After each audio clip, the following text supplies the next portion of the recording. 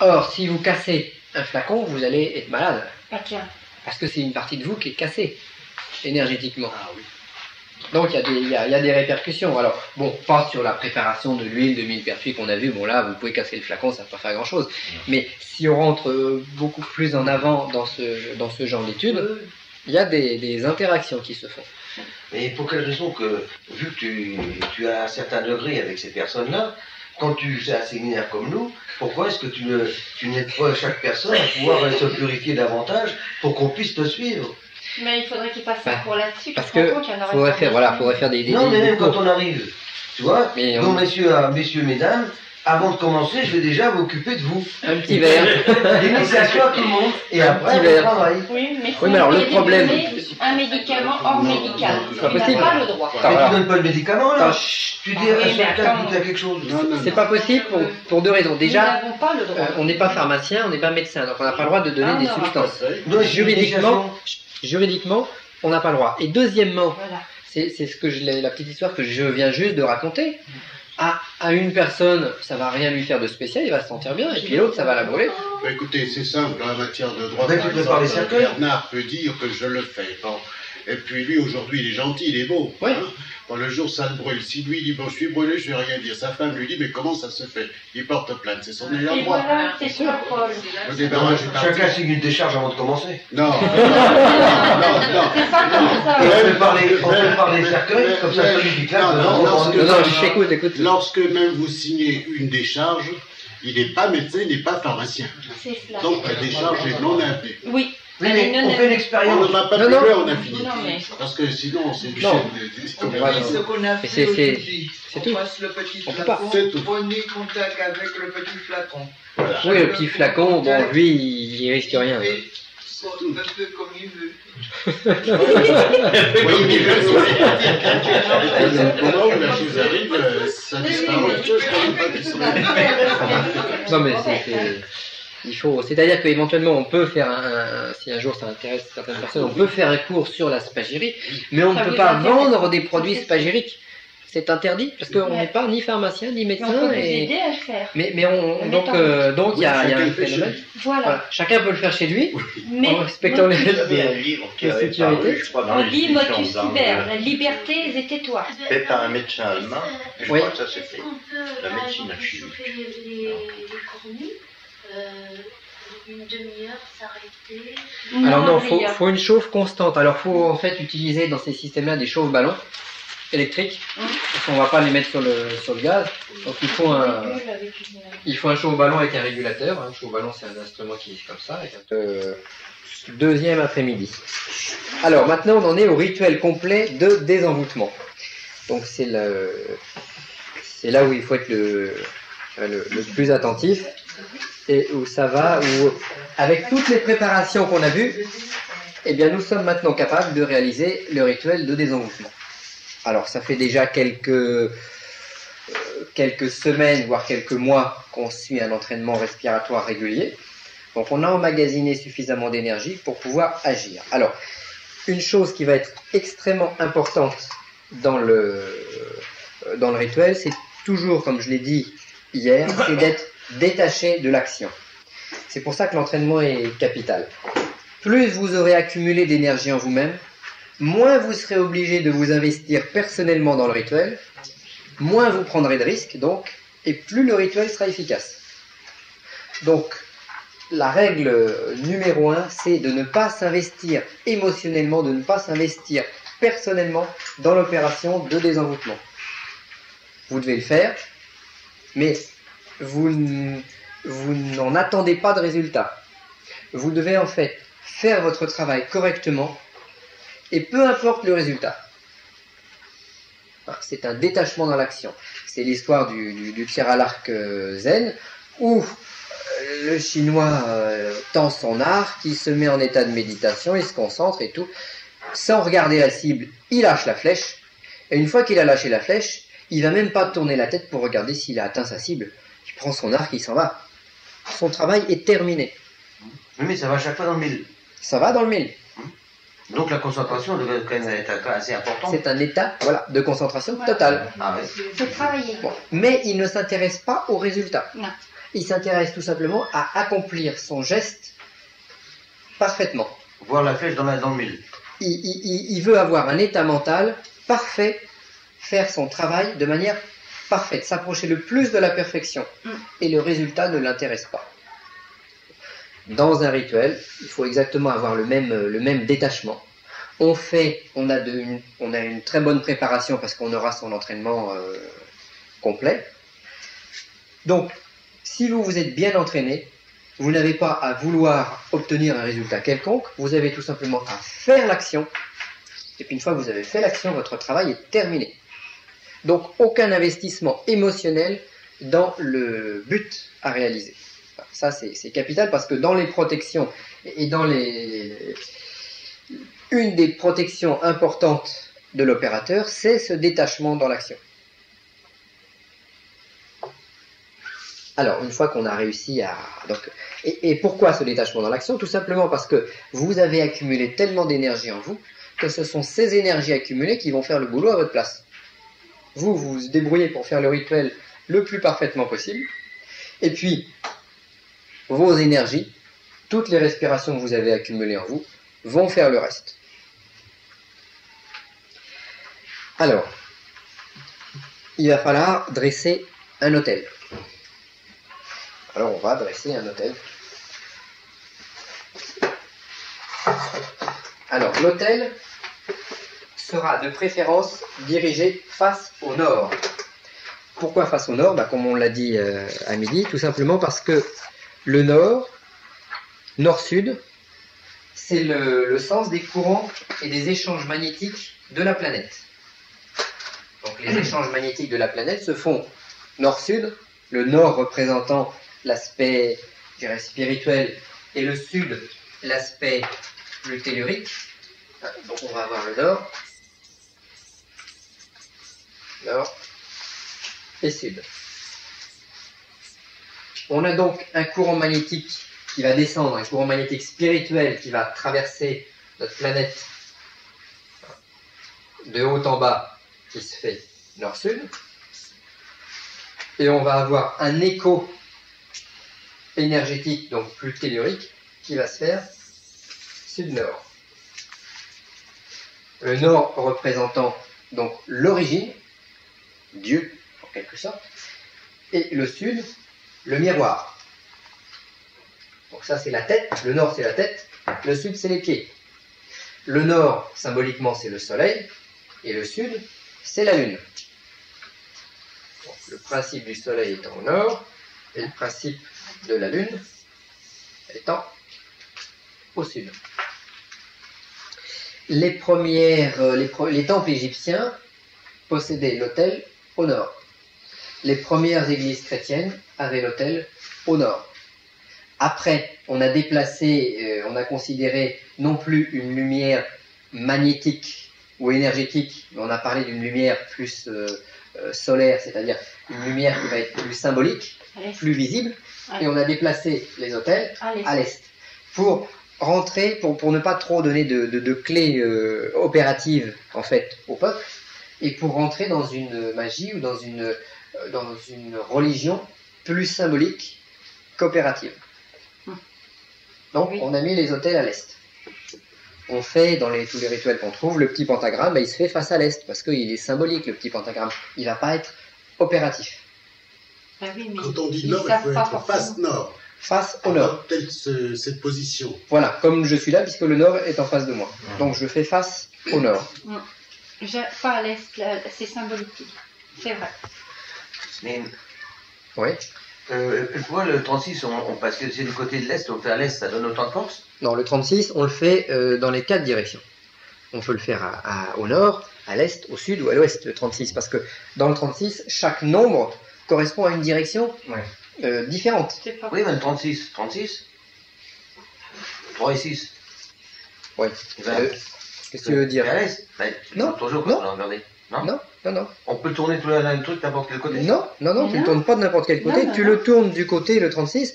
Du chiffre, tu fais pas un rituel au 36 nombres. Non, juste au 36 tout seul. Au chiffre 36. Ouais. Bon, le chiffre 36, je crois qu'il est direction. Parce que le 19, je l'ai au nord. 19, il est au nord. Voilà, le chiffre, tu suis la correspondance de direction du À chiffre. l'est. Point. Mais là, c'est autre chose, c'est une autre forme de cabale. Non, non, ça c'est. Dans la généralité, pareil. quand on fait un rituel général, on se met face au nord. Quand on fait un rituel spécifique avec un schéma spécifique comme le 36, on va se tourner vers le point cardinal qui te correspond à toi Donc tu es. ou qui correspond à ce qu'on va appeler. Si on appelle par exemple le vent du sud, eh ben on va pas se tourner vers le nord pour appeler le vent du sud puisqu'il est au sud. On va se tourner vers le sud. Point cardinal. Et à ce moment-là, tous les points cardinaux vont être utilisés. Voilà. Donc c'est pas les mêmes systèmes de référence. Par contre, si toi ta référence, ton point cardinal de référence, c'est Le nord. l'ouest Non, c'est le nord. ou l'ouest, Oui. à ce moment-là, pour faire ce type de rituel, tu peux te tourner soit vers le nord comme tout le monde, soit vers l'ouest, parce que c'est ta direction personnelle, ta correspondance à toi. Et quand on ne connaît pas sa correspondance à soi, on se tourne vers le nord. Et il n'empêche que les échanges magnétiques se font quand même toujours nord-sud. Alors donc, les autres- Quand je fais un rituel, un certain rituel, je me fais face au nord. C'est mieux. Si je ne peux pas faire face au nord pour des raisons de pièces, de mobilier ou autre, à ce moment-là, je vais me tourner vers l'est. Mais de préférence, je prendrai le nord. Alors, c'est mieux. Comme j'ai un entraînement respiratoire intensif, à l'extrême, qu'on se tourne vers n'importe quelle direction, ça va quand même marcher. Mais le nord est préférable parce que, en plus de son entraînement personnel, on va essayer d'utiliser tout ce qu'il y a autour et tout ce qui peut nous donner un plus pour agir. Comme une voiture, on va avoir les options, les vitres électriques, les essuie-glaces. Sans essuie-glace, on peut conduire une voiture. Mais c'est mieux avec des essuie-glaces parce que quand il se met à pleuvoir, on a un problème de visibilité. Là, c'est pareil. On peut faire le rituel face à n'importe quoi, mais au nord, ce sera mieux. Enfin, ce sont les options, je dirais. Alors, donc on est en train de préparer notre autel. Alors, il est bon sur l'autel de mettre, tiens, la bouteille. Voilà, on va mettre une nappe. Parce que ce sera préférable. Alors, soit vous allez utiliser par exemple une nappe noire, soit une nappe, ça peut être une nappe rouge. La blanche. Hein? Blanche, non, ça va pas. Le blanc, c'est salissant. Ah, c'est rien que ça. Oui. J'aime bien la réponse d'Anita. Ah, mais c'est rien que ça. Voilà, je vais C'est mettre une juste nappe. pour ça. Moi, j'aime bien le rouge. Et Oui, puis, ça correspond ça à des dépend aussi de la endroits. correspondance de la C'est logique. personne.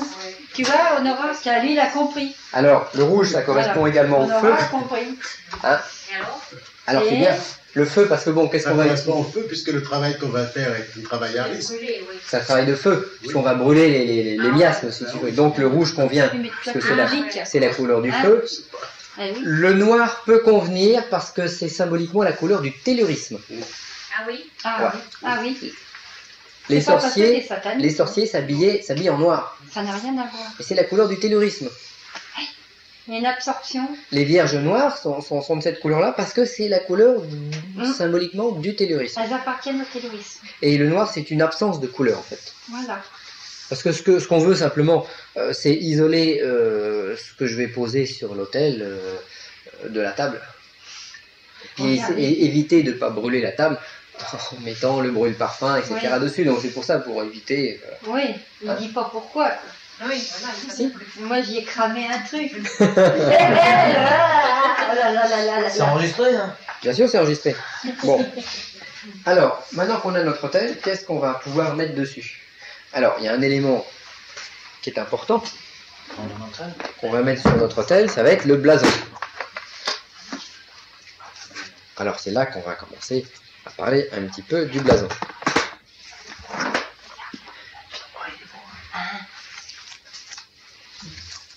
Alors, ça, c'est mon blason personnel. Vous le connaissez plus ou moins tous puisqu'il est sur le bouquin, il est sur le livre. Là, on peut le faire, Alors. circuler un petit peu. Oui. Alors ça, c'est une photocopie de Je couleur. pas pour vous parce que ça va vous apporter. Je veux le regarder. Pardon. Oh, que dur. Mais c'est nécessaire. Il y en a pas un qui me dit. Alors, c'est pas indispensable. C'est bien. C'est un bon outil. Regarde. On va bien faire. En fait, alors ça, c'est celui de Bernadette. Alors, on a chacun un graphisme totalement différent. Je sais pas si on peut le faire circuler, Bernadette.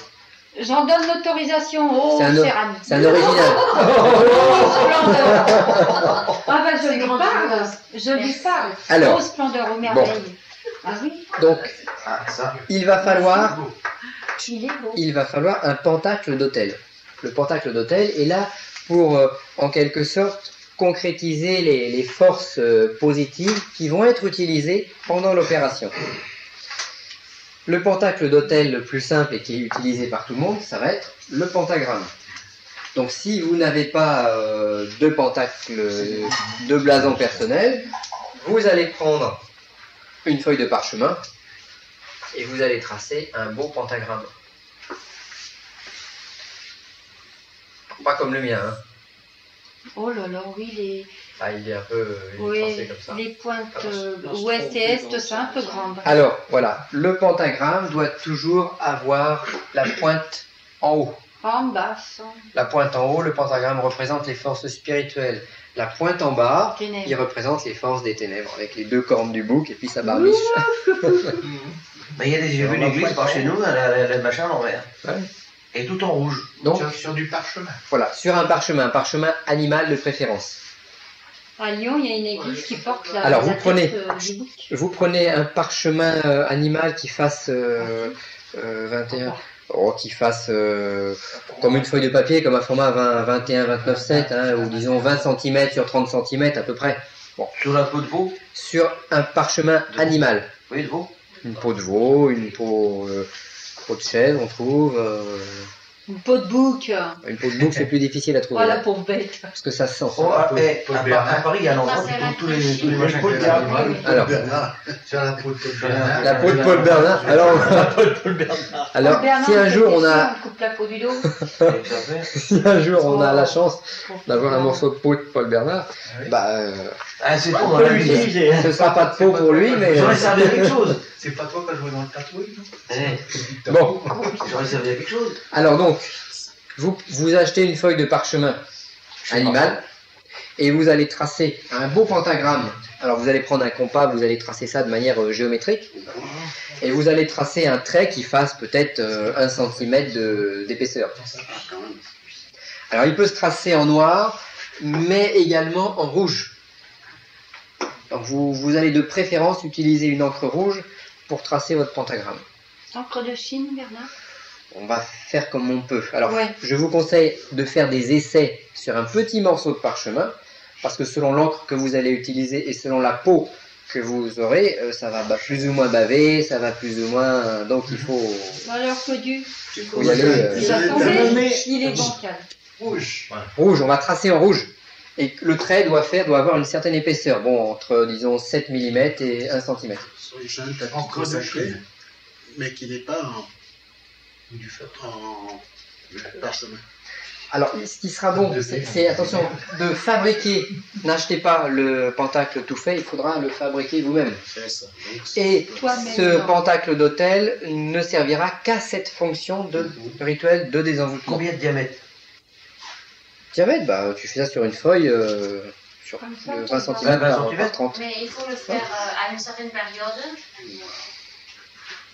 On peut le faire, on peut améliorer la chose en le faisant à une certaine période, en le faisant par exemple à une période de solstice ou d'équinoxe. Bon, évitez quand même le 21 décembre parce que c'est là où il y a le moins d'énergie. Mais là, par contre, vous en avez Vous un. pouvez le faire à une période de pleine lune. À ce moment-là, il serait bon de le tracer avec la présence de la lune qui tape sur la peau de parchemin. Oui, il y a un équinoxe en septembre. Là, En le septembre, 21 septembre, Le fait au l'équinoxe. vous regardez sur le... Ah bah tiens. Alors, ce qu'il faut savoir aussi, c'est que l'équinoxe de septembre, Ça représente combien d'années, ça, là? je vais en parler après, l'équinoxe de septembre, c'est par exemple le 21 septembre à 21h45. À 21h45. Attention, c'est un exemple. Hein. Ah Donc faut vérifier sur l'agenda, sur le calendrier des PTT. Mais l'équinoxe se situe à une heure précise et à une minute précise. Vous ferez votre pentacle à ce moment-là. Ok? Si vous le faites que le 21 décembre, vous bénéficierez vaguement de l'équinoxe, mais si vous le faites à l'heure précise de l'équinoxe, vous allez en multiplier les effets positifs. On a une heure. Faut préparer le tracé au crayon et puis après on retrace à l'encre de Chine dessus. Donc Oui, on a 20-30 minutes. Oui, 20-30 minutes.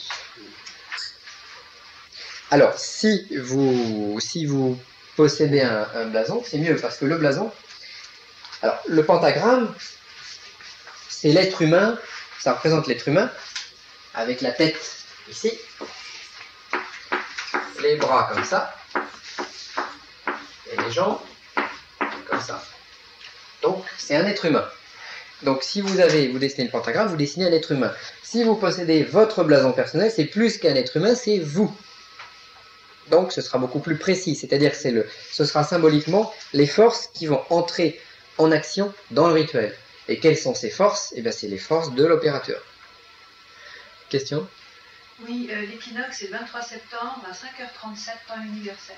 Voilà, alors, donc, 23 septembre 5h37. à 5h37, temps universel. Donc, il faut rajouter 2 heures. Donc, 7h37 du matin. 5h37. En temps universel, 7h37. plus 2 heures, donc en heure légale, en heure de la montre. Bon bah tu commences, c'est-à-dire que si tu sais que donc c'est à 7h37 le moment le plus intéressant, tu as un quart d'heure avant, un quart d'heure après. Oui. Donc tu vas commencer à 5h15 et tu vas finir à 7h15 pardon, et tu vas finir à 7h45 de manière à bénéficier du maximum d'influence. Mais où c'est qu'on trouve du parchemin en pot? Il y en a partout. À Paris, il y a des gens qui font ça. Où ça? À Paris. Non, pas tellement dans les maisons ésotériques, plutôt dans les magasins À Bruxelles, je vais trouver ça. Où on vend des pendules. où on vend des... Parce que Magasin d'astronomie. Attendez. on utilise des pots pour faire de la peinture. Et à couvrir le livre aussi. Voilà, Ceux qui les font magasins l'ouvrage de livre. voilà, de peinture, les magasins les reliures de livres, des choses comme ça. C'est les pots de chamois, ça, non? Alors, il y a des pots de chamois, il y a différents pots, on peut trouver À différents Paris, pots. il y a un endroit où on trouve tout ce qu'on veut. En gros, se tendre sur un Aux éditions Et c'est... Oui, que ce soit bien étalé. Je sais où c'est, moi, c'est... Côté C'est pas Saint-Michel, du boulevard Saint-Germain. À Paris, au Père-Lachaise, on en trouve. Où? Si, à côté, il y a un petit magasin. à côté du Les Père-Lachaise. éditions Vernet, ils en vendent. Oui, moi j'en ai acheté une. J'ai cru qu'il allait me dire de faire Là, c'est un bon la magasin qui... Ils font que ça. On a le temps, je te téléphone. Alors, voilà, Les éditions Vernet. on téléphonera. Alors maintenant, qu'est-ce qu'un blason? Métro, Magenta. Que ce soit peau de mouton, peau de chien, c'est pour toi. Est-ce qu'il y a des inscriptions avec son pentacle? Non, on va éviter les inscriptions, puisqu'on va travailler sur les énergies. Donc on va éviter les inscriptions. Qu'est-ce que tu pourrais mettre comme inscription intéressante, ton nom? Si on fait ça sur une peau, on peut utiliser un feutre rouge comme ça, non? L'encre de Chine, ce serait mieux. Oui, de l'encre de Chine. Mais bon, faut faire un peu avec... faut tester. Non mais tu as raison, ça peut être un problème. Bon, puis si à défaut, on utilise un stabilo, un feutre. Hein. Mais la tradition dit qu'il faut utiliser une encre de Chine. Il y a encore une fois, je vois plus un pied la Chine, je crois. Pour en faire beaucoup de choses après. Alors, L'encre qu'on fait soi-même avec les machins, les rouges, là, tu sais. alors ici, on fabrique de l'encre soi-même. Il serait bon d'utiliser des... Comment ça s'appelle? Des colorants minéraux. Oui, le rouge. Ouais, des pigments minéraux, voilà. Que tu vas mélanger à On trouve ça dans à de l'eau distillée ou à de l'eau bénite. Que tu aurais été volé dans le bénitier du... On peut la bien soi-même. Hein. Tu l'as béni toi-même, c'est encore bien. Ou alors à la fontaine. Tu vois là, À la fontaine de Barenton, Oui. à Brocéliande. de Lourdes. Va chercher, ou de l'eau de Lourdes, voilà. Oui, Bon. il y a des miracles. à la DDE. Enfin bon, Les sont interdits. Et alors si on fait son encre soi-même, parce qu'on peut toujours amplifier les choses pour arriver à un être plus ultra, il faut normalement, le magiste doit recueillir de l'eau de source au lever du soleil le matin.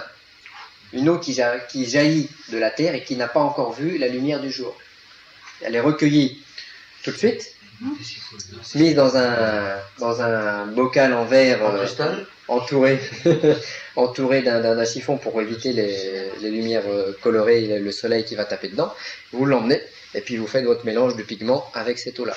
Mais faites des essais parce que là on est sûr que ça va s'étaler sur le parchemin. Ça va pas faire... Le mélange à quoi?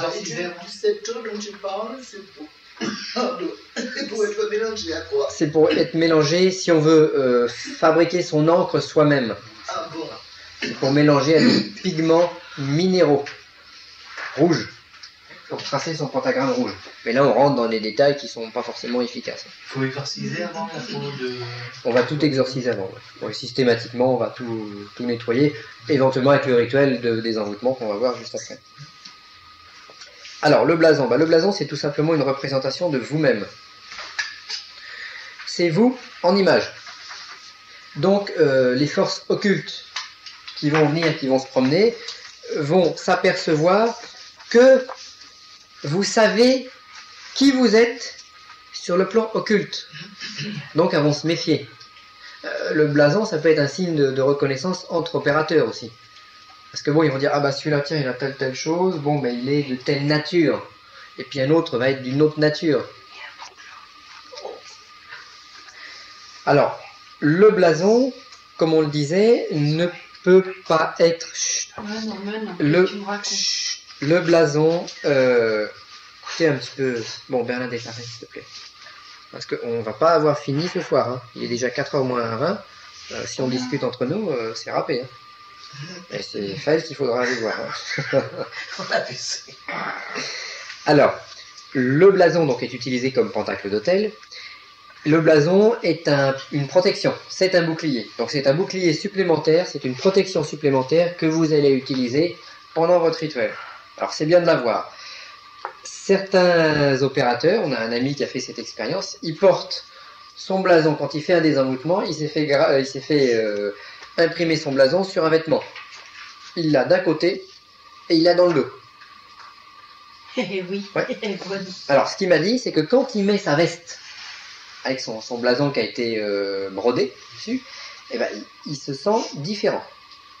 Donc le simple fait de mettre le blason, il se sent différent. Alors lui, le petit problème qu'il a, c'est qu'il ne respecte pas l'entraînement respiratoire.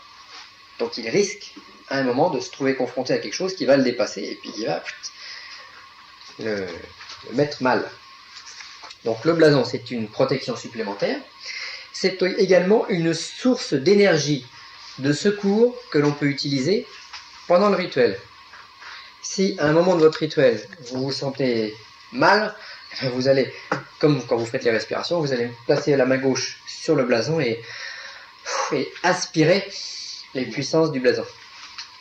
De cette manière-là, vous allez vous nettoyer, vous allez vous protéger. Donc si, pendant l'opération de désenvoûtement, vous avez une difficulté quelconque ou vous avez besoin d'une force supplémentaire, eh bien, vous placez la main gauche sur le blason et vous allez inspirer la puissance de votre blason. C'est une réserve d'énergie de secours également. C'est aussi valable pour le pentagramme? Moins valable pour le pentagramme.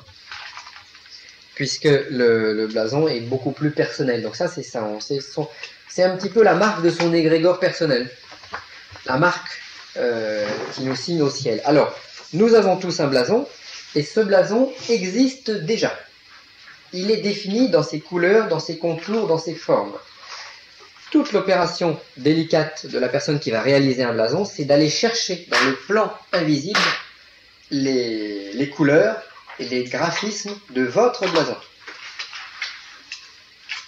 Et on va vraiment tous avoir des choses totalement différentes. Et en général, quand on reçoit son blason la première fois, on se dit « Oh là, c'est bizarre. Pourquoi j'ai ça ?» Et puis, petit à petit, eh ben, on finit par s'apercevoir qu'il y a quelque chose. Alors, Claude a son blason. Non, ça m'a pas étonné. Ça t'a pas étonné? Ça m'a pas étonné. Au contraire, j'ai eu un déclic comme si... Alors, qu'est-ce que t'as ressenti quand t'as reçu ton blason? Et qui c'est qui peut nous faire? Attends. J'ai reçu un déclic comme quoi, bon, ben, ça m'a pas étonné, comme ça je le connaissais, comme Comme si c'était quelque chose qui était déjà à toi, voilà, qui lui appartenait déjà, donc une sensation. Ton empreinte. Ouais, c'est ça. Et tu avais fait des essais aussi, je ne sais plus si c'est toi ou des clients ont passé la main dessus moi, pour voir. J'ai fait des essais, de toute façon, il y a eu un moment où je sentais un petit peu, bon, je faisais des choses, des envoûtements, et puis un petit moment où j'étais un petit peu tracassé, et j'ai posé la main sur le blason, et sans m'en rendre compte, tout est parti comme ça. Et surtout pendant les respirations, quelquefois j'y pense pas du tout, et je vois mon blason, et si je suis attaqué ou des petites choses, ça s'en va tout de suite. Ouais. Et sinon, j'ai donné à des personnes aussi qui ont ressenti beaucoup de chaleur, beaucoup d'énergie, j'ai donné à une dame qui est venue, et puis je l'ai fait essayer, parce que j'ai senti comme si le blason appelle de temps en temps, comme si on a des intuitions. On est relié au blason. Ouais. Et le blason disait, ben, il faut lui en donner un double. Et je lui ai donné un double, et la personne a mis sa main sur le blason, j'ai senti beaucoup de chaleur, beaucoup d'énergie, et puis elle est très contente au contraire. Et ça fait un contact, ça fait comme si c'était un double, on est relié avec. Voilà, donc voilà. C'est une expérience intéressante parce qu'il se passe quelque chose. Alors, attends. Marité, oui. Quelle main on met sous le blason? La gauche. La main qui prend les énergies. Voilà. Donc, en désenvoûtement, un blason peut s'utiliser de plusieurs manières. On peut également s'en servir comme protection dans une maison. Alors, bon, vous vous en servez comme pentacle d'hôtel, mais vous pouvez également le mettre au fronton de votre maison, le mettre dans le bureau dans lequel vous recevez vos clients. Ou un vitrail dans ton carreau. Vous pouvez en faire un vitrail dans le carreau, comme ça le soleil va traverser les couleurs du blason et va inonder la pièce, donc il y a une projection de lumière du blason dans la pièce. Vous allez le mettre sur le papier en tête, sur les cartes de visite, sur les publicités si vous en faites. On va se le mettre partout et vous pouvez en faire un petit médaillon que vous allez porter sur vous, par exemple. Vous pouvez en faire une chevalière, une bague. Et que faisaient les princes, les rois avant? Ils avaient leur sceau avec sur leur bague, et puis quand ils voulaient signer un document, ils apposaient le sceau sur la cire chaude sur le document, avec la bague. Bon. Et ils cherchaient pareil que c'est fait maintenant? Vous pouvez vous en faire, bon, pour nous, une bague, parce que attention, si vous en faites une chevalière, ça va coûter un certain prix. Bon, vous pouvez vous en faire un tampon en caoutchouc, et puis tamponner les lettres que vous envoyez par la poste, tamponner un tas de choses. C'est-à-dire que, d'une certaine manière, plus un blason personnel va circuler, va être vu, va être utilisé, et mieux il va fonctionner.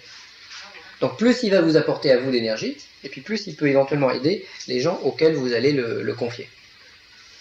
Le tampon, excuse-moi. Oui. Et il n'y a pas de couleur à ce moment-là? Alors, il est en noir et blanc, voilà, il y a juste les formes. Sur le tampon, il n'y a pas de couleur. Alors, maintenant la question qu'on avait posée à midi, c'est et si jamais quelqu'un me prend mon blason, comme il va se trouver un peu partout, il va me prendre mon blason, il va venir avec, il va faire des rituels de magie noire sur mon blason. Alors, le blason étant un bouclier, il vaut mieux qu'on tape sur le bouclier que sur la personne qu'il représente. Donc déjà, ça fait moins mal. Et deuxièmement, le blason étant votre représentation personnelle, il n'est pas la représentation de la personne qui va vouloir l'utiliser, donc il a de fortes chances de se retourner contre celui qui vous l'aura volé, ou qui voudra faire des méchancetés dessus. Et plus les années vont passer, plus le blason va être puissant. Il va gagner en force, un petit peu comme un petit élémental, ou comme un petit génie, ou comme un petit bébé qui vient de naître, et puis qui petit à petit va être nourri, et puis va grandir, va grossir, va forcir, et puis va dégager de l'énergie. Alors c'est vrai également que c'est un blason qui est basé sur des principes alchimiques, vous allez pouvoir, tout simplement en l'étudiant ou en méditant sur son graphisme, en tirer de l'énergie et en tirer certaines révélations ou certaines connexions d'idées qui vont vous permettre de mieux vous connaître. Peut-on dormir avec le blason à côté de soi? On peut dormir avec le blason à côté de soi.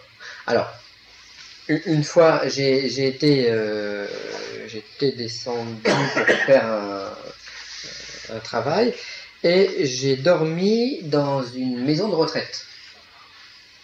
Bon, alors dans une maison de retraite, ce qu'il faut savoir, c'est bon, il y a plein de gens qui sont plus ou moins malades et puis qui pompent les énergies de partout.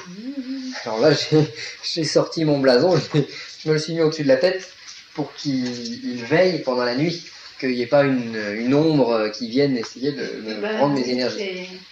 Et j'ai très bien dormi. À qui on peut s'adresser pour se faire faire un... Alors, pour faire le blason, je vous dirai après comment on peut faire. À nous. Bon. Voilà, à nous. Bon, on a un ami qui est spécialisé dans les logos, les blasons et l'alchimie. Alors, il a le don, bon, il a l'entraînement, il a la symbolique derrière, mais il a également le don pour aller le chercher sur le plan occulte. Donc, voilà. Alors, mais c'est un outil qui est intéressant à posséder, qui est plus un outil professionnel que, bon, si on étudie l'ésotérisme pour le plaisir de l'étudier, c'est bien, pour évoluer spirituellement, c'est bien, on n'a pas forcément besoin de son blason. Disons, le blason, ça va être un plus. Mais c'est vrai qu'un professionnel peut en avoir une utilité plus réelle, je dirais. Mais c'est pas indispensable, puisque le blason peut très bien être remplacé par le pentagramme. Enfin, c'est la même différence, par exemple, entre une 2 chevaux et une Ferrari. La 2 chevaux roule, la Ferrari roule. Hein, s'il pleut, on est protégé dans les deux voitures. Bon, mais il y a une différence entre une 2 chevaux et une Ferrari. C'est tout. Mais les deux fonctionnent. De toute façon, si vous avez un entraînement respiratoire puissant, c'est surtout là-dessus que va se baser les résultats que vous allez obtenir. Donc, avant, plus important que le blason, l'entraînement respiratoire, tous les jours. Et c'est beaucoup plus dur, parce que le blason, il suffit de le commander. L'entraînement respiratoire, il faut se faire sa demi-heure ou son heure de respiration tous les jours. Alors, on va donc placer sur notre autel le blason ou le pentagramme. Ensuite, un cristal de roche. Bon, alors pourquoi on va utiliser un cristal de roche? Tout simplement parce que le cristal va amplifier les choses. Alors, il y a 3 fonctions. Là, je sors mon petit matériel, puis après tout, on va faire ça. Bon, on peut utiliser différents types de cristal de roche. Alors, moi, j'ai trouvé un cristal de roche qui était intéressant, puisque sur mon blason, j'ai un aigle. Et j'ai trouvé un cristal de roche dans lequel on a vraiment l'impression d'avoir une forme d'aigle à l'intérieur. Bon, quand je suis tombé dessus, je me suis dit, tiens, c'est une correspondance naturelle entre le blason et le cristal de roche. Alors, vous pouvez utiliser comme cristal un œuf ou une forme différente. Évitez par exemple le dodécaèdre. Le dodécaèdre, c'est un cristal de roche qui est taillé avec 12 faces en forme de pentagramme. Alors c'est bien, mais c'est une porte d'énergie qui n'est pas forcément nécessaire au rituel de désenvoûtement. Donc on va prendre quelque chose de plus simple. Un œuf en cristal de roche. Alors, ne confondez pas le cristal de roche et le cristal de plomb. Dans le cristal de plomb, vous avez des petites bulles. Voire, dans le cristal de plomb, vous avez une transparence totale. Dans le cristal de roche, on a des inclusions. C'est-à-dire des poussières qui se sont déposées au moment de la fabrication du cristal. Donc il faut qu'il y ait des défauts dans votre cristal de roche. Quand vous allez choisir un cristal chez le marchand, sachez que plus le cristal va être gros et plus il va être efficace. Alors après, c'est à vous de le sentir. Hein. Vous prenez Une boule, c'est bon aussi. Une boule, ça peut être bien, mais l'œuf a une forme peut-être un petit peu plus intéressante pour le désenvoûtement. Il donne de l'énergie, l'œuf. Ouais, puis il va aussi... Alors, un œuf. Forme un œuf comme un œuf de poule, voilà, la forme d'un œuf de poule. C'est moins bien une boule de cristal. Vaut mieux un œuf ou un cristal comme celui-ci. Alors, il y a 3 aspects intéressants d'intégrer un cristal dans un rituel. Vous avez déjà une amplification de tout ce qui va se trouver autour. Donc votre rituel va être amplifié par le cristal.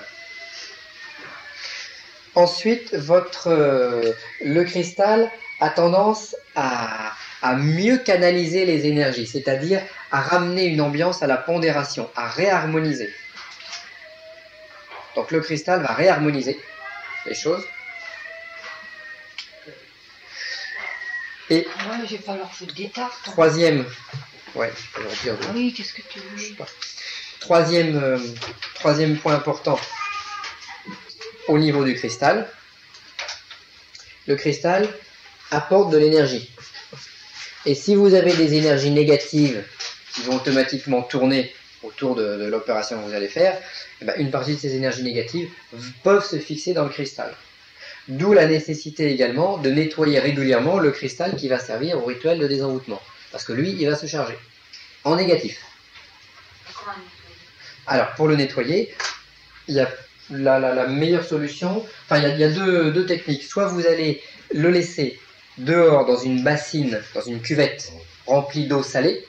Alors quand on prend de l'eau salée, on ne met pas une pincée de sel, on va mettre 500 grammes de sel, hein, sur une bonne quantité. Et vous allez laisser donc cette cuvette dehors au rayon lunaire, aux alentours de la pleine lune, hein, pendant par exemple 3 jours. Et là vous allez ioniser et nettoyer votre cristal. Donc dans une cuvette, avec de l'eau salée, hein, 500 grammes de gros sel, et dehors, sur le balcon ou sur la fenêtre, au moment de la pleine lune. Mais uniquement la nuit. La nuit, au moment de la pleine lune. Mais tu peux le laisser le jour, s'il y a le soleil qui tombe dessus, il n'y a aucune importance. Hein. Ouais, vu que c'est pour le nettoyer. Mais bon, c'est bien qu'il soit soumis au rayonnement lunaire.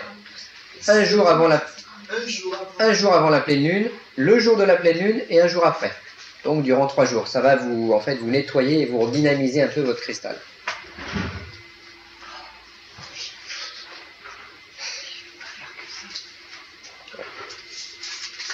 Alors, deuxième possibilité pour nettoyer le cristal, vous laissez couler un filet d'eau du robinet et vous laissez votre cristal sous le filet d'eau pendant 24 heures.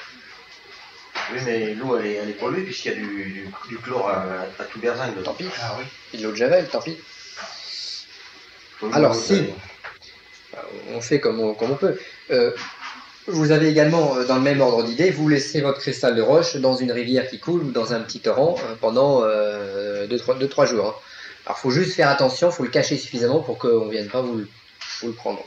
Ça, c'est autre chose. Dans une eau courante aussi. Dans une eau courante, voilà. Ouais. Une rivière, un petit torrent, un ruisseau, quelque chose qui coule. Pas de l'eau stagnante, de l'eau qui coule. Comme ça, ça va entraîner, ça va décharger votre cristal.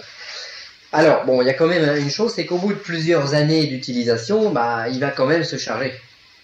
Alors, ça va être à vous de le tester, par exemple, par radiesthésie. Et puis, si un jour vous avez un cristal qui est vraiment trop chargé, eh bien, la seule solution, ce sera par exemple de prendre le bateau, de lâcher votre cristal en pleine mer, puis de revenir. N'est-ce pas? Et de cette manière-là, votre cristal sera définitivement nettoyé. Parce que la masse d'eau salée qui sera autour va dissoudre tous les résidus négatifs. Mais on pour le retrouver. Lui qui prend le bateau, il va en pleine mer, il te pose dans l'eau, il veut le retrouver. Il met une bouée. Il est nettoyé. Il met une bouée. Il est nettoyé. La masse, c'est-à-dire toutes les charges négatives, même si elles sont importantes, seront dissoutes dans la masse d'eau qu'il y a autour. Alors, et puis t'en achètes un autre. Non, tu mets une bouée en haut. Il va se promener dans le milieu. Mais si quelqu'un le ramasse, parce qu'il y en a qui vont explorer. Mais il sera propre. Il ramassera un cristal propre. Il a de la chance. Ça sera la trouvaille d'un trésor. Tu sais, il y en a qui ont acheté des gros comme ça. C'est-à-dire que quand un bijou, par exemple, on parlait hier des bijoux chargés négativement. Bon, quand un bijou, une bague qui possède une pierre véritable, pas une pierre synthétique, mais une vraie pierre, a été chargée. Bon, par exemple, vous avez une personne qui porte une bague ou qui porte un collier, qui va être atteinte d'un cancer, qui va souffrir énormément, et puis qui va porter ses bijoux. Donc elle va automatiquement charger en négatif ses bijoux. Alors ensuite, ces bijoux vont arriver à son héritière, qui va prendre les bijoux, puis qui va les porter à son tour. Et puis aussi étonnant que ça puisse paraître, elle va être atteinte également d'un cancer. Elle va souffrir énormément et également elle va y rester. Bon. Alors les bijoux qui auront suivi ce cheminement, ils seront chargés négativement, et je pense qu'il n'y a pas tellement de possibilités de rituel pour les décharger. Il vaut mieux les détruire dans la mer. Ou alors les laisser pendant 1 an en pleine mer, sous la masse d'eau salée. Ça a peut-être une chance de les nettoyer. Il y a des choses qu'on ne peut pas forcément décharger. ou on va pas en prendre le risque parce que c'est trop important. Enfin, tout dépend. Alors je crois qu'il y a la reine d'Angleterre qui a un... Oui, qui a un immense diamant. Voilà. Oui, qui est... Mais ça peut-être qu'on pourrait y arriver. Celui-là. Elle fait quoi? Elle a un immense diamant, la reine d'Angleterre, qui est maudit. Un diamant maudit. Immense ne Il y a convient le pas. fameux diamant Très bleu aussi. gros joyau. Mais peut-être qu'en se mettant à tous là, on pourrait y arriver. Ah, Ou alors on est tu obligé de le sais, s'il détruire. a fait tuer ou décapiter des gens, je préfère même pas y penser. Hein. Ouais, non, mais il y a des. Non, Quand c'est chargé de manière c'est- très puissante, Il mais, faudra qu'il fasse des sacrifices. ouais, Et, on va sacrifier une. bien. Tu sais, hein, on se demande si récemment ils n'ont pas fait le sacrifice. Hein. Chacun fait ce qui lui plaît. Je parle pas de cette personne parce que je pense aux morts anonymes. Ah voilà. D'accord. Alors. C'est mieux. Ensuite, les luminaires. Vous allez utiliser dans votre rituel des luminaires, c'est-à-dire des bougies. Alors, vous pouvez, alors bon, ça c'est du matériel, mais on peut utiliser autre chose. Hein. Vous pouvez utiliser des pics cierges et puis mettre des cierges par-dessus. Chacun fait ce qui lui plaît. Je parle pas de cette personne parce que je pense aux morts anonymes. Ah voilà.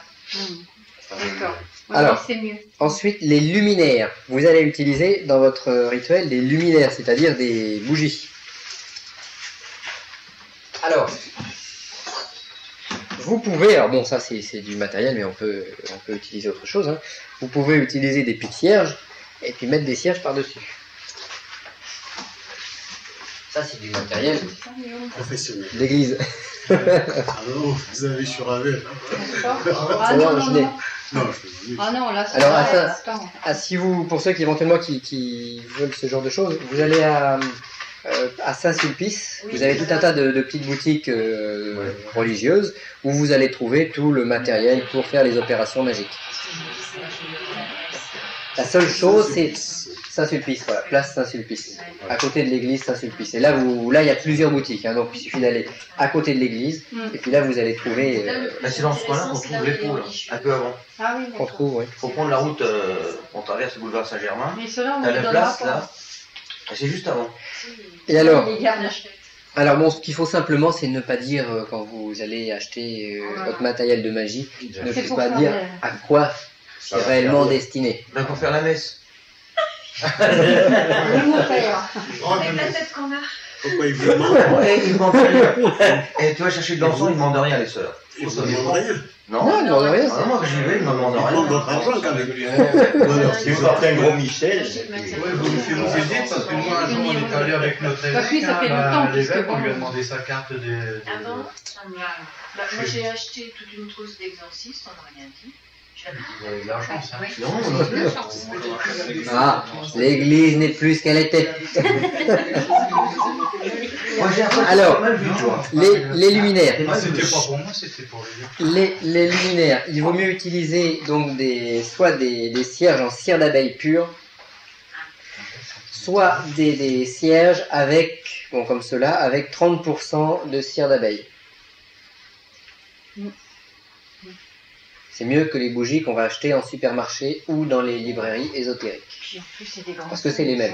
Mais Elles la coûtent plus cher. couleur, c'est important. Non. Mais en général, c'est du blanc. Oui, tu vois. Enfin, ils Donc sont voilà. plus grands que ça, en réalité. Pour les luminaires. Bah, c'est-à-dire qu'il y a toutes les tailles, hein, dont vous choisissez. Ça dure un moment. Et si vous voulez vous promener avec votre petite trousse là dans là. la valise, il ne faut pas prendre des cierges trop importants. Ouais. Mais ça dure très longtemps, hein, parce Ouais, là, que un rituel va durer entre une demi-heure et 1 heure. Bon, ça va mettre ça va tenir, je sais pas, peut-être 100 heures. Donc vous en avez pour 100 rituels. Donc on a le temps de les utiliser, hein, c'est pas... Alors, comment 2 ou 3. Alors, pour les désenvoûtements, il sera bon d'utiliser 3 cierges. Ah. Et on les mettra en triangle. Voilà. Donc il y en a 2 qui se mettront à ici. la base de l'autel et le 3e du côté du nord.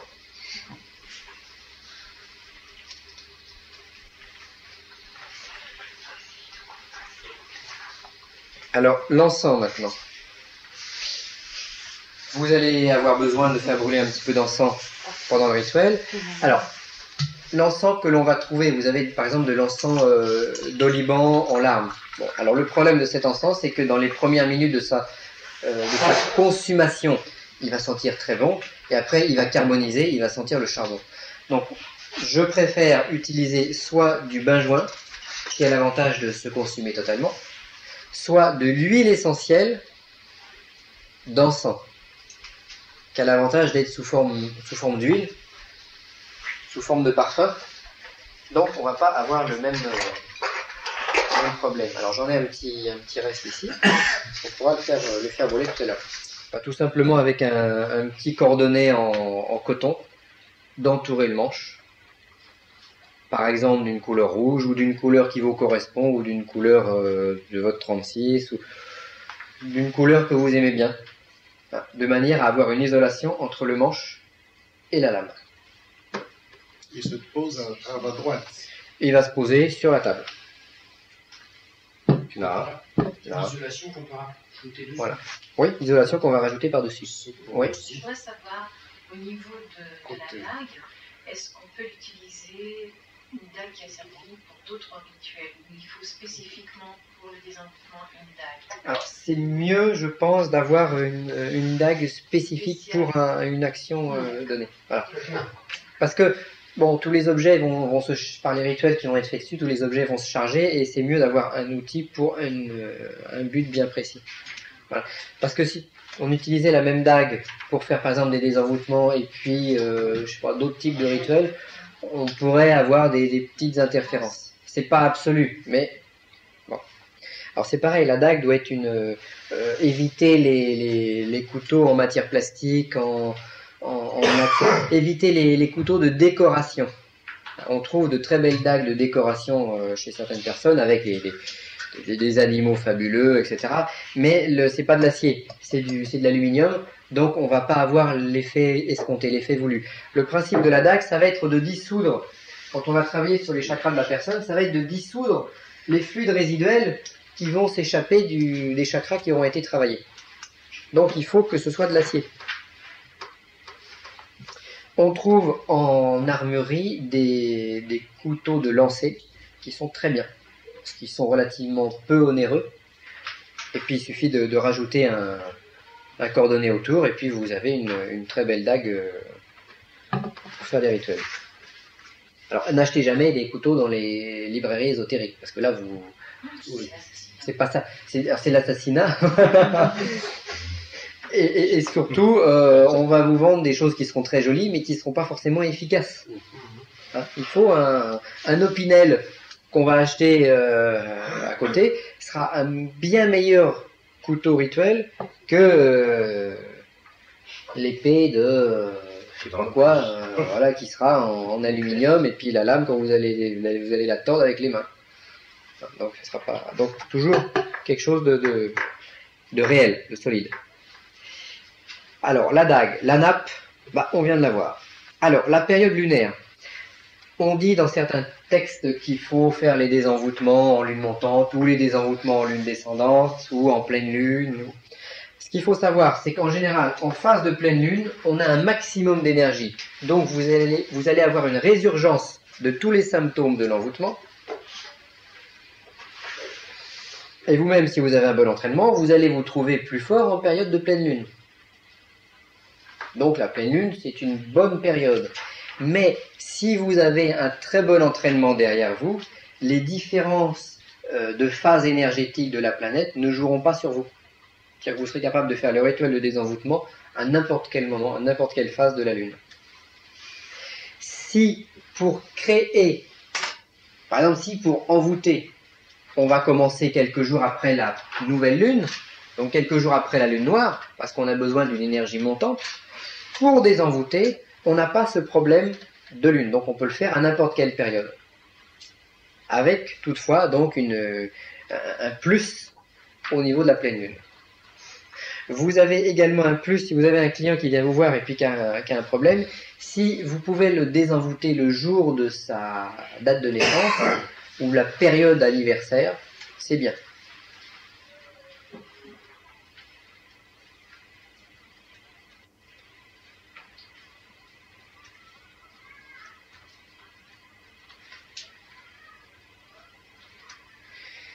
Alors, une chose extrêmement importante aussi, et ça hélas qui est peu pratiqué, on ne peut pas faire une opération, par exemple une opération chirurgicale, ne peut pas se faire sur une photo. Donc, dans le même ordre d'idée, on pourra très difficilement désenvoûter quelqu'un sur sa photo. Oui. Et si c'est une personne qui est morte et qui travaille toujours, qui envoie toujours une mauvaise influence sur la personne? Une personne qui est morte peut travailler sur une personne vivante. Non, mais quelqu'un qui a fait de l'envoûtement et elle est morte, oui. Et ça continue toujours à travailler. C'est quoi ça? Alors, Ah oui. voilà, une action, mettons, vous avez un sorcier qui a attaqué une personne. Le sorcier est mort. L'attaque est toujours sur la personne. Voir le sorcier, si vraiment il voue une haine farouche à cette personne, il peut continuer de l'attaquer étant décédé, parce que c'est son ombre qui va aller. Oui, mais n'empêche qu'il faudra toujours la présence du patient, c'est-à-dire de la victime. Oui, mais la photo, elle peut des fois servir de l'autre, non? Non. Non, parce qu'en fait, on va opérer, on va faire une chirurgie sur le plan des chakras, c'est-à-dire qu'on va nettoyer la personne qui se fait attaquer. D'accord. Bon, savoir qui a attaqué, c'est secondaire. Ce qu'il faut savoir, c'est avoir un bon diagnostic et savoir si l'autre subit réellement une attaque occulte. Alors c'est vrai que si c'est un sorcier qui est en état d'ombre, de dédoublement, etc., bon, quand vous allez faire votre opération de désenvoûtement, ça va fortement perturber l'ombre qui est en train de l'attaquer. Peu importe. Voir, ça peut la détruire. Parce que l'ombre, quand on a une attaque de cette nature-là, vous avez en fait, l'ombre se fixe toujours derrière la personne. On fait un petit schéma, donc vous avez la victime, hop, les pieds par là. L'ombre, elle, va se fixer dans le dos. Elle va se fixer au niveau de la nuque. On va y avoir la personne, en général, la personne qui subit cette forme de c'est pas réellement une possession, mais c'est pareil. Ça y tend. Non, c'est pas tout à fait pareil. Elle va avoir en général une sensation de casque au niveau de la tête. Elle va être bloquée au niveau de la tête. Et puis l'être diffus, en fait, qui va être là, va essayer, en fait, va fixer ses tentacules au niveau de la colonne vertébrale. Il va la coller dans le dos. Oh oui, oh là. Alors sinon, quand vous allez arriver puis vous allez commencer à faire du désenvoûtement, à nettoyer les chakras, bon, l'autre va se trouver fortement perturbé. Ouais. Parce que ça arrivait ça sur une personne que son mari était mort et ça il faisait ça exactement. Oui. Ça faisait un envoûtement de ça. Ce sont les symptômes. Alors, il faut différencier. Il faut différencier ce phénomène c'est une semi-possession par une entité larvaire, par une ombre, du phénomène de possession théologique, selon les canons de l'Église. La différence entre un phénomène d'envoûtement et un phénomène de possession théologique, c'est que la personne serait, dans le cas de la possession, son esprit est remplacé, dans certaines conditions, par un démon qui prend sa place. Alors, il faut savoir que les démons savent parler des langues étrangères, donc dans le diagnostic, une personne en général qui est possédée par un démon est capable de parler, de s'exprimer en grec, en latin, en hébreu, en araméen, dans des langues anciennes, sans jamais les avoir appris, est capable de prodiges. En fait, elle est possédée par une espèce d'égrégore, donc ça vient pas d'un être humain, en général. L'envoûtement, lui, provient d'un être humain. Donc c'est un sorcier qui attaque une victime. Peu importe les techniques que va utiliser ce sorcier. Dans certaines traditions, on va utiliser les ombres des morts en enterrant des choses dans les cimetières pour coller volontairement une ombre sur la victime de l'envoûtement. Donc on va prendre des témoins, on va prendre des cheveux, on va prendre des photos de la personne sur laquelle doit se produire l'attaque. Et puis tous ces témoins vont être mis dans un cercueil avec quelqu'un qui est fraîchement là, de manière à ce que l'ombre aille se fixer sur le vivant. C'est une technique d'envoûtement. C'est plus terrible. C'est terrible. Alors après, tout dépend de la puissance du mort. Si c'est un fort ou si c'est un faible. Oui. Ça, c'est pas un envoûtement égrégoré, c'est un peu entre les deux. C'est une autre forme d'envoûtement par esprit, par une entité interposée. Bon, y a tellement de façons d'envoûter que... Alors, mais on va traiter ça de la même façon avec le même type de rituel. Et si ça part pas? Bon, si ça part pas, il faut faire appel à quelqu'un de plus fort que celui qui a fait l'opération. Quand on a un bon entraînement, ça peut aussi... Avec un bon entraînement, ça marche, Oui. tu décolles. Toujours. Et puis avec, parce que tu vas faire un rituel, l'autre, quand tu vas commencer à faire voler l'encens, à dire les textes, à travailler avec la dague, à lui débloquer les chakras, l'autre il va s'en sentir fortement perturbé. Donc s'il y a un bon entraînement énergétique derrière, eh ben, il va peut-être pas se décoller du premier coup. Le premier coup, ça va lui mettre un coup sur la tête, ça va l'affaiblir. Le deuxième, ça va encore l'affaiblir. Le troisième, et puis à un moment, ça va dégager. Oui, mais c'est dur. Qu'est-ce qui revient pas après? L'entraînement. S'il est dégagé, il revient pas parce qu'il se sera fixé. C'est comme une plante qu'on va déraciner puis qu'on va jeter. Bon, il peut éventuellement refaire des petits ailleurs, mais il va être libéré la personne va être libérée. Alors, on a vu. Donc, ah oui, alors la présence du patient. Voilà. Ce qui est important, c'est qu'on peut pas faire décoller cette forme, par exemple, qui est fixée dans le dos de la personne. On peut pas le faire à distance ni sur photo. Il faut attraper la chose sur le plan occulte et puis l'arracher. Donc toujours, malgré un certain nombre de livres qui sont pas d'accord sur ce sujet-là, il faudra toujours, pour réaliser un désenvoûtement qui ait des résultats rapides, la présence de la personne. Donc toujours présence du patient. Alors le patient devra retirer tout ce qui est métallique. Donc, comme quand on a fait la respiration, éviter les bijoux, éviter tout ce qui est métallique, éviter les lunettes, éviter les clés de voiture dans la poche, les pièces de monnaie, éviter les bas ou les collants en nylon pour les dames, éviter éventuellement aussi le soutien-gorge qui va faire un phénomène de ceinture, éviter... Les flics pour les messieurs. L'appareil dentaire aussi. Retirer l'appareil dentaire, retirer... Question. Ça paraît être une plaisanterie, mais si quelqu'un a un des appareils dentaires, il enlève, d'accord, mais s'il les remet après, est-ce qu'il n'y a pas imprégnation de... Non, c'est-à-dire qu'on peut garder l'appareil dentaire. Ce qu'il va falloir ne pas garder, c'est tout ce qui va faire effet de ceinture en fait. Autour des poignets, les bagues, les montres, autour du cou, les autour de la taille, colliers, autour des chevilles, enfin, tout ce qui est la ceinture, hop, tout ce qui va enserrer, tout ce qui va avoir un effet ceinture. Alors quand tu les travailles, s'il a gêné, tu peux pas y tenir. Non, c'est-à-dire qu'on peut garder l'appareil dentaire.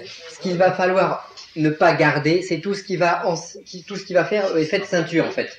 Autour des poignets, les bagues, les montres, autour du cou, autour de la taille, colliers, autour des chevilles, enfin, tout ce qui est la ceinture, hop, tout ce qui va enserrer, tout ce qui va avoir un effet ceinture. Alors quand tu les travailles, s'il a gêné, tu peux pas y tenir. Mais tu sais tout par cœur, pas besoin de lunettes. Un collant, soutien-gorge, etc. slip.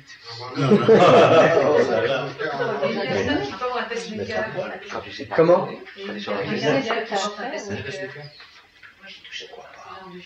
Faut pas le retirer. Ça peut éventuellement faire des interférences. Là, faut y aller vous doucement. posez une très bonne question parce que Oui. vous posez une très bonne question parce que dans ce cas-là, il est assez difficile d'aller intervenir sur quelqu'un qui porte un pacemaker. Parce que si entre-temps il y a un malheur ou quelque chose, Voilà. On risque d'avoir une perturbation, de créer magnétiquement une perturbation du pacemaker en faisant le rituel. Donc de la... si l'autre pile elle marche plus, après le rituel, il faut pas gagner de l'argent dans ce sens-là, que même que vous voulez rendre un service, comme ce que je disais ce midi par rapport à Bernard, la personne qui vous appelle est contente. Bon, on vous dira, il y a pacemaker, vous allez intervenir. Même si la personne n'intervient pas. Il y a toujours la famille. Vous n'êtes pas médecin, vous avez fait une action quelconque, ça a déréglé son pacemaker, c'est leur pompe à Afrique. Et voilà. Et vous êtes le tuer. Et voilà. oui, mais ça, tu as raison. Ouais, donc... magnétisme, c'est exactement bonne question. Ouais. Un Dominique en magnétisme, on ne fait pas. Je ne touche pas ça. Vous avez raison de poser la question. Ah, mais oui, Ça vous c'est une bonne question. Ils ont pris toutes les précautions, ils ont décidé. C'est sûr. Voilà. Alors, on va faire une petite pause. Oh bah, comme vous voulez, cher ami. On va faire une petite pause de 15 minutes. Voilà. Et puis on va continuer après. Question importante, le lieu du désenvoûtement dans lequel on va opérer. Alors, il est bon d'opérer chez le patient. C'est mieux. Parce que automatiquement, quand on va faire un désenvoûtement, on va projeter, on va éliminer toutes les larves, tous les miasmes qui vont être comme si on prenait un Karcher et puis qu'on va nettoyer la personne sur le plan occulte. On va éclabousser partout. On peut faire ça chez soi, mais c'est mieux de le faire sur les lieux pour deux raisons. Déjà parce qu'on va moins polluer son lieu personnel, et deuxièmement parce qu'en plus on va dégager un petit peu mieux la maison de la personne chez qui on va opérer. Je pense un cas particulier. C'est une dame qui a envoûté sa fille et elle vit ensemble en plus. Elle vit ensemble, oui. Alors donc le désenvoûtement, c'est difficile de le faire chez elle parce que la maman, elle vit avec. Ouais. Alors dans ce cas-là, on va avoir un autre problème. Alors déjà sur le lieu, voilà, parce qu'il faudrait le faire sur le lieu. Ouais. Tu vas avoir un problème, c'est-à-dire que tu vas désenvoûter la personne, tu vas la nettoyer complètement. Ouais. Il va falloir un rituel, 2 rituels ou 3 rituels, elle va être toute propre. Elle va retourner vivre chez sa maman. Immédiatement. Et immédiatement après, l'autre, elle est après, donc ch'tong, ça va tout de suite lui retomber dessus. Mais elle est malade en ce moment, elle est en baisse, c'est-à-dire qu'elle a un certain âge. La sorcière. Oui. Elle n'a pas autant de force qu'avant. Oui. Mais comment la protéger à ce moment-là pour ne pas que sa mère, malgré tout... Il faudrait qu'elle ait l'intelligence, je dirais, de plus habiter avec sa mère. De partir vite fait.